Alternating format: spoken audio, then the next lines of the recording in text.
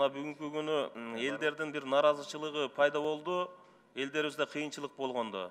Ошолорго мыйзамсыз байыган 90-жылдардан бери мамлекетке 10 миллиард акча, ар кандай гранттар, акчалар бөлүнгөн, бирок бир сүйүнүп, озго алып айта турган бир завод же фабрика курулган жок да.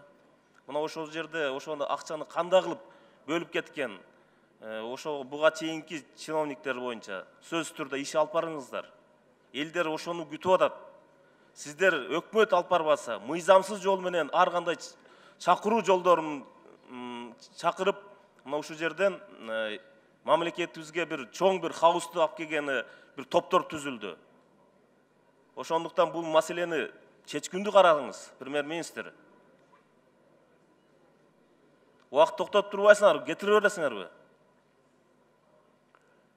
Тазабек Рамович, эми биз укуктук мамлекетпиз да. Укуктук мамлекетте мыйзамдын жолу менен кыймыл аракет жасашыбыз керек. Өкмөт дагы ошондой болуш керек деп ойлойм. Эгерде жанагындай мурунку иштеп кеткен мамлекеттик кызматкерлер туура эмес мамлекеттик менчиктен менчиктештирип алып, анан коррупциялык механизмдер болгон материалдар болсо, анда аны карасак болот. Анан бул эми мындай болот, экономикада кайра бөлүштүрүү, менчик кайра бөлүштүрүү пайда болушу мүмкүн да. Ошон үчүн муну мыйзам жолунда жылышыбыз керек. Биз эми айтып атпайбызбы, экономикада бизнести коргойлук, бизнес менен жылалы деп. Ошол мыйзамдар менен жылышыбыз керек.